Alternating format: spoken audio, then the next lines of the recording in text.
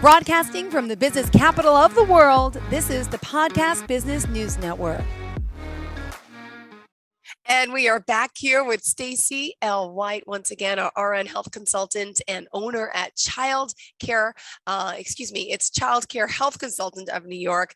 That's CCHCOFNY.com. And she's here talking about caring for children and their families and everyone in Long Island, the 5 boroughs, you name it, she does it. Stacey, please introduce yourself to our listeners and viewers today. Well, good morning, good afternoon. I'm sorry. Thank you, Jill, for having me. Again, my name is Stacey White. I am a registered nurse. I've been a nurse for over 35 years. My background is taking care of children, pediatrics. And so about 10 years ago, I started Child Care Health Consultants of New York.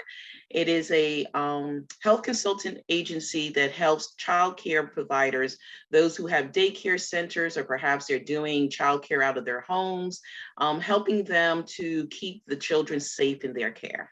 Great. Well, let's start off by getting to know you a little bit. Tell us where you're from, what brought you into this field, and all the years of experience you have in nursing as well. Okay, so I am in Valley Stream, Long Island, Nassau County. And so what actually brought me into this was with my grandson.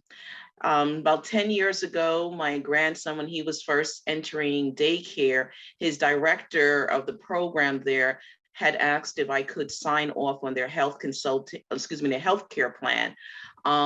I did not know what a healthcare plan was. I did not know what it was she was asking me to do. So I went and I did some research. I went through the New York State Office of Children and Family Services. That's the governing body for child care providers. And I learned what was needed, what were the regulations. And then I was able to help her with her healthcare plan. And at that time, I figured, hey, if she needed help, perhaps others will need the services as well. And that's what I did. Fantastic. So how many years as a nurse? As a nurse, over 35 years. Yeah. Wow. So this really is near and dear to your heart. And you've been doing this now for how long?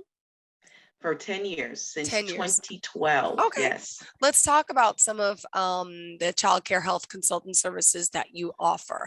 Let's break it down for people out there listening who may be interested in your services for themselves personally, for their establishment, their daycare, their business, their preschool, their school, whatever it may be, right? Okay, so in New York State, in order to become a licensed child care provider, you must have an application, and a part of that application is a health and safety plan. Some people just shorten it and call it a healthcare plan. Part of that plan determines what type of center you will be. Will you be able to take care of children who are mildly ill, a child who has, let's say, some special health care needs, such as maybe a child who has seizures, a child who may have some growth and developmental delays. So you're laying out what it is that you plan to do for those children.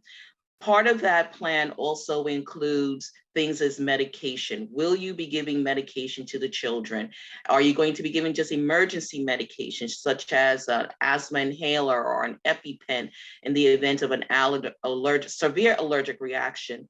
And so I help those providers put together this plan, so then it can be approved by New York State Department of Health and Office of Children and Family Services, hence allowing them to get their license.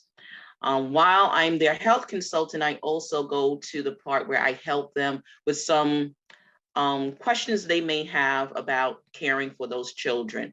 You know, especially during this time when we had COVID, a lot of childcare providers were concerned about the health and safety of the children in their care, their staff, and, you know, how to logistically make this work so that those parents who needed to go back to work can do so, knowing that their children were going to remain safe while in care. And medication administrating training, specifically how to administer those types of things. And like you mentioned, nowadays, though, a lot of people have, and as a nurse, maybe you can help explain this, but there's a lot more allergies out there, food allergies in schools, right? The peanut-free table, what has been happening medically? Why are children and adults having more peanut allergies in a sense? Because you mentioned an EpiPen and it's saving a lot of lives. So I'm just curious if you have any information, insight on that. Well, yes. Actually, there was a letter that went out from New York State Department of Health and Office of Children and Family Services Oh, wow. about a few weeks ago that unfortunately there's been an uptick in the number of children who have come in contact with their allergens while in childcare. Some of that has to do with the labeling laws. Sometimes as you're preparing a meal for a child, you're not really reading the labels to note that the manufacturer of a particular food product may have changed the ingredients, and now that child's allergen is now contained in that food product. That could be one source. Another thing is we have to keep in mind that a lot of our children, when they first enter childcare, they may be trying a new food that they had not tried at home. So the parent didn't even know that they had may have had an allergic reaction to it. So here in New York State, we're one of, I think, 2 or 3 other states throughout the country that we have what's known as Elijah's Law. So all child care providers must be trained to recognize and respond to a child having a severe allergic reaction. And here in New York State, we've also offered each child care provider the actual EpiPen or AVQ so they can have in stock for just in case a child does have a severe allergic reaction. So part of the training that I do is I train providers and how to identify, is this child having a mild reaction versus a severe reaction, training them how to actually use that EpiPen, calling for emergency help afterwards, making sure that this child remains calm while they're having this allergic reaction. So it's a training that I put together to help child care providers be able to, again, take care of the children safely. Great. And just curious, the EpiPens, they're affordable to the schools? Because I know there's that whole issue where they haven't been made affordable so many places and we were being charged so much more. Yeah. I told you my nephew has this, but what's been happening with that?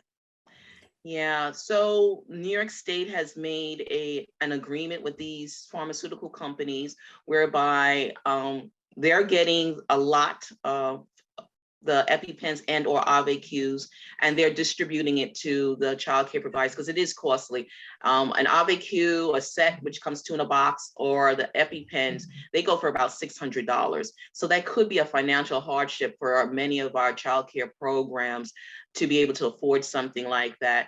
And so that was one of the things that was a barrier to getting child care providers to hop on to this Elijah Law.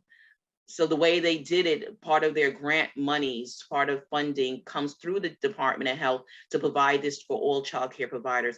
But in order for a provider to get this AVQ or EpiPen, they have to be trained and they have to show a certificate that they have been trained.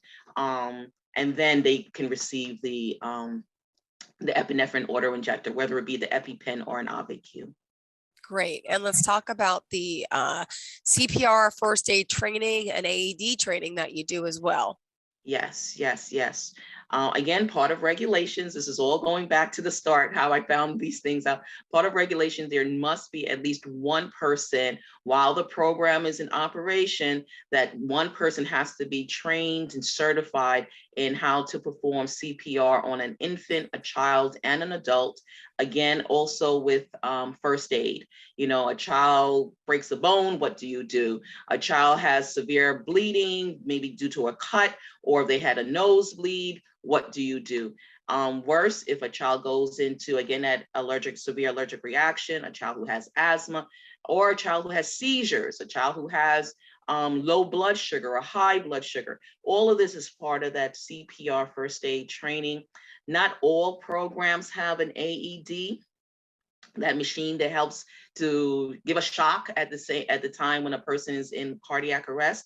However, they still get the training for in the event they do have one, or they're outdoors and they're near an establishment that may have one, they're able to know how to use it. And also, do you believe that everyone listening to the show, whether you are working in childcare with children, should have the CPR training? I mean, should it be a requirement for parents? I mean, that's something I think they should give you when you're in the hospital for the day or two, the training course. How come that's not like a worldwide mandate? Good question, Jill. And I don't have an answer for why it's not. I know many of when I worked in the hospital, many of our preemies, those who were born premature, they were sent home with that training by their parents were trained in that. But unless a parent asks for it, it is not mandatory. And again, even in childcare, all you need is one person. So you can have a staff of 50. Only one really needs to have it. Most programs will make sure that all of their staff is trained, but I agree with you. It is something that I believe all parents should know. Yeah. I know out here in Long Island, we have a lot of our homes that have pools and, and if a child should unfortunately drown, what do you do? How do you, even choking, how do you resuscitate? How do you get this child back, get that food protocol out of them safely without injuring themselves? Why it's not mandatory? I don't. I know, it's a shame. It really, really should be. And what are some of the other things that you train your staff with as well? Well, I also do mandated reporter training as a nurse and as a child care provider. Part of the regulations, again, is that you must be trained in how to identify if a child may be abused or neglected. The abuse can come from within the home, or unfortunately, sometimes that abuse can happen also in the child care setting. So as a mandated reporter, you may have to make a phone call even on your coworker or on a parent or a guardian when you suspect that a child may be neglected or abused. You do not have to have facts. You just have to have a suspicion, a valid suspicion. And unfortunately, I just think it's important for our listeners to know that you do have a few examples of this happening over your course of the 10 years in this company in particular, right? Could you give us some examples, if you don't mind? Maybe some signs to look out for, and just give us some feedback to what you've witnessed or teachers witnessed or people have witnessed in their classrooms with children who may need some extra help, but you got to look for the signs and the cues and the verbiage. So could you give us some examples of that? Yes. First, we have to recognize that the children that I take care of, or I'm the health consultant for, they're from the ages of 6 weeks to 5 years. Okay. So some of them, and the younger a child is, the more likely that if they're going to be abused is in that younger years where their vocabulary has not been fully developed. So they may not know how to describe what's actually happening to them. They may not even recognize that it is something bad happening. Children are not at that developmental stage to know that what's happening is not right.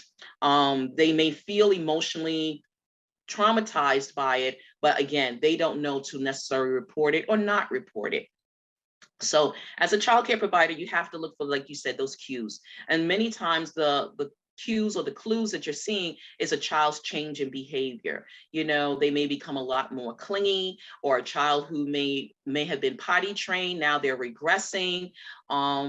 Someone who doesn't want to go home, they hear the voice of someone who may have been an abuser, and all of a sudden their whole demeanor just changes.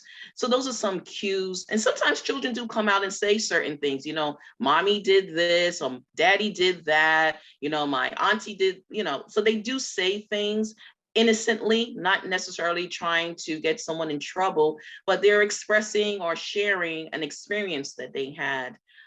Part of regulations for child care providers is always doing what they call a daily health check. So when the children arrive at school, they're responsible for checking the children. No, they're not doing a strict search on the child, but they're looking for those changes in behavior. They may be looking for things that are visible, that they can see. And they ask questions. Unfortunately, you can't interrogate. I know that's unfortunately unfortunate, but you cannot interrogate a child. So you can't, put them on the spot, as to say, but you have to listen to what they're expressing. And if you have a suspicion, then as a child care provider, it is our obligation, it is mandatory, it is actually the law that we must report it to Child Protective Services. And then those professionals there will take it, and do an investigation. And if they find that there is a need to intervene, they will. And if there's not, then they may provide some resources for perhaps maybe say anger management, some parenting skills, try to get to the root of it. It is not their goal per se to separate children, but if the abuse or neglect warrants it, they will. Got it. Thank you so much. And what other, types of training do you have to recognize? There are kids that have been abused. Would you say that, are being abused, like you just kind of mentioned, and neglect, maltreatment, all the above? Any other signs for that? Certain things on a child's body, or the way they dress, or maybe they're not being bathed, all those types of things. Absolutely. So I did have a recent experience where we had a little girl, she was 4 years old, who in the daycare center, who was complaining each time she went to use the bathroom. When she tried to urinate, she complained that it was burning. She was uncomfortable, and the teacher had said that when she left the toilet area, that there was a very, very strong foul odor, something that's not common with a little girl, and it was more than she just wasn't physically clean. It was, so she had her suspicions. I did have a conversation with the parent, not accusing her of anything, just identifying what the teacher had experience, what she had noted, asking the parent to take her child to the doctor just for a follow-up. She had refused at first, said that she didn't notice anything. It took almost 2 months of this child complaining before I had to get a little bit more forceful to have the parent actually have this child evaluated at the doctor. An evaluation was done, and so how should I say, the parent's story that she told the doctor, because we had one of our staff accompany this parent to the doctor's office. The story that she told the doctor was somewhat different than what we had noted.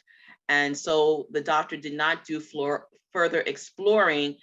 And this child, as of last week, was still complaining about this burning sensation. So at this point now, we have to make that phone call. We have to call it into CPS. And that is something that the teacher, since she was the one who noted it, she did make the phone call to Child Protective Services, CPS, and we'll see what happens from there.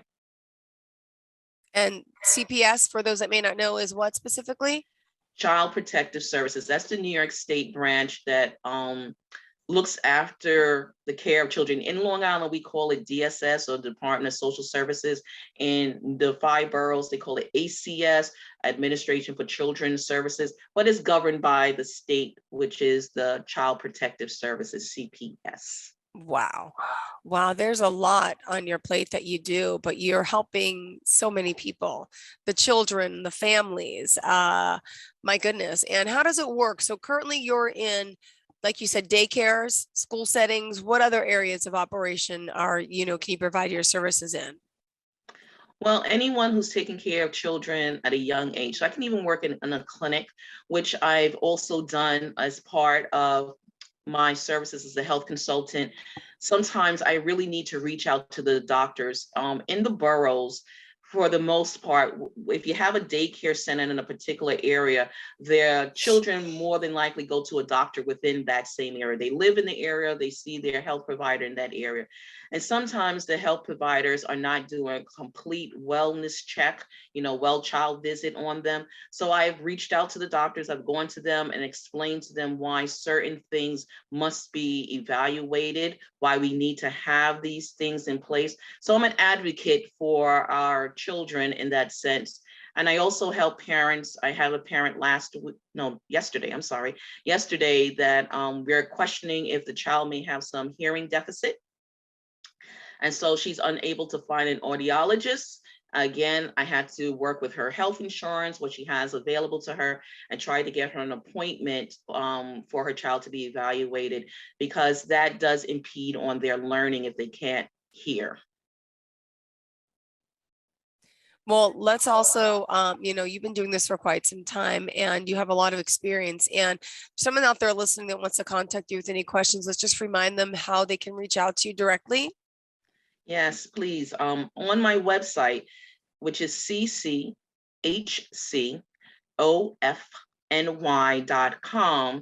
On there is a contact page, and they could just put their information in there. Or if they would like, they can also reach me directly by phone. And that telephone number is 516-899-2242. All right. So again, Stacey White here joining us, talking about the services that she offers. As far as childcare health consultants of New York, what else would you like to share about you, your company, your mission, and your employees that work with you as well?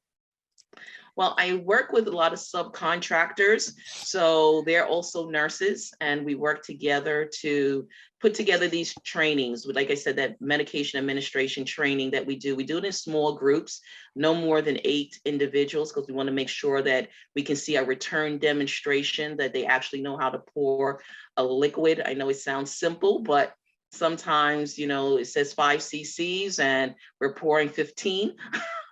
So just to make sure that they know what they're doing. I also work with others that when I go into a childcare program, if the health provider, the doctor, has not done a hearing and vision screen with a child, I have equipment that we use to actually do those screenings of children.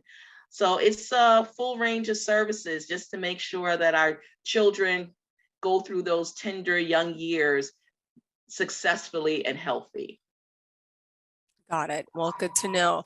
And anyone out there who has, been in a childcare setting or had your child in a daycare setting, it's a scary thing as a parent to leave your child in the hands of someone, especially when they're so young. I did it when he was 3 weeks, pass him off like, oh my gosh, but mom had to go back to work, and it's that fear. And it's always good to know that there's somebody there who's trained, who's experienced to help. How do you know where you're sending your child though is accredited, is trained? I mean, are there places still that aren't? How do you know? Like, give us some advice for parents out there who need to put their kid in childcare, if you don't mind. Well, one of the best places to go is to that actual website called ocfs.gov. It is the Office of Children and Family Services. It is the New York State site, where on that site you will find, you can type in the zip code so that you can see all the childcare setting centers in your area.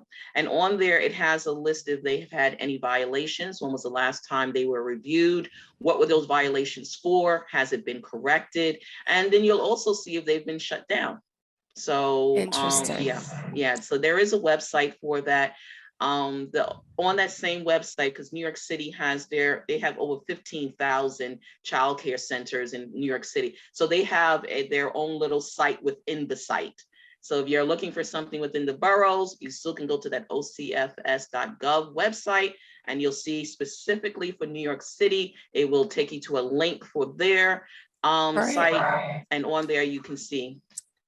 Beautiful. All right, we have just 3 minutes left, Stacey. What else did you want to share? Oh, well, I'm hoping that our children will have a safe summer. Some of our kids are going to be continuing in childcare. Please just making sure that when you're sending those kids out there, that you are putting that sunscreen, that sunblock on. Some childcare provider services are refusing to do it, just putting it out there. So if you want your child to be protected from the UV rays, you may be responsible for putting that on yourself. Making sure that you remind your providers to hydrate your children, and hydrate them with water, not the sweet juices and things. They're trying to give a treat to the child, which is all well and good, but that sugar and the sun, it just dehydrates the child. And again, with the sunscreen and the sunblock, and it doesn't matter the skin color. All children, if they're outdoors playing in the sun, they need to have, or just playing outdoors, they really just need to have that sunblock or sunscreen. So I just wanted to throw that out there. My kids are 5 and 7, and they're never had a sunburn. They've been on vacation. They've been in hot areas. I'm a good mom. I put the sunblock on. I wear this rash guard. And I say this because I'm not just putting it on dads, but dad picked them up and they came back with the biggest sunburn of their lives. They've been peeling for 2 weeks. I was crying hysterical, and he's like, well, I didn't know. I didn't put it on right. I'm like, no, you just never put it on. And he lied. He said, I put it on. I'm like, and then my kids tell me you didn't. So not blaming men, but you have to. And now he wants to take them tomorrow. And I said, I don't feel comfortable. I said, you burn them. This is their first skin burn that you have to. And I sent him links to about how causing cancer and the importance of it. He says he's got it now. But now I'm devastated because I'm scared to let my kids go tomorrow because I'm scared they're going to get sunburn again.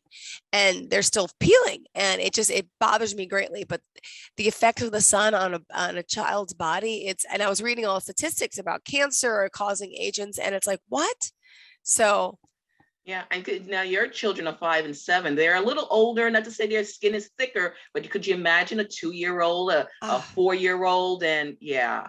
So, and unfortunately, some of the childcare providers just do not want to do it. So that's why I'm just putting that out there. And they're going to summer camp in August. And that's a good question for me, for those to ask. If you send them with a sunblock on, I would still also recommend wearing a shirt, get a rash guard shirt with the SPF on if they're outdoors all day. Why not? My advice. But okay. So Stacey, please give us your website again, how we can reach out to you. Okay, so it's at cchcofny.com. Perfect. And we are looking forward to the next time we speak, darling. Thank you again for everything and for all this information. Great to see you here in person as well.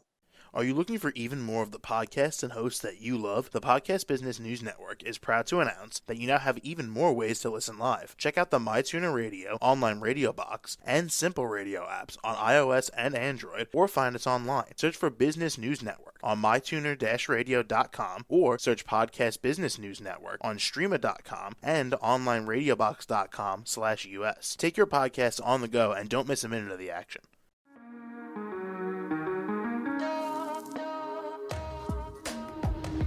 Broadcasting from the business capital of the world, this is the Podcast Business News Network. For nearly 2,000 severely injured veterans, everyday life has become filled with barriers. Day-to-day simple tasks can become pretty daunting. I have to carry my chair up 2 flights of steps or have somebody do it for me. What scares me the most is just the falling. When I'm struggling with my house, I think, to have that one great barrier just knocked down, it's crucial. Home for Our Troops is a wonderful nonprofit that builds a mortgage-free, fully adaptive, handicap-accessible house. And there's no catch. It'll be our very first home that we've ever owned. This is a game changer. This is where your life begins again. We need you to join us in completing this important mission. Please visit hfotusa.org and help build homes and rebuild lives. Because of you, everything's going to be okay.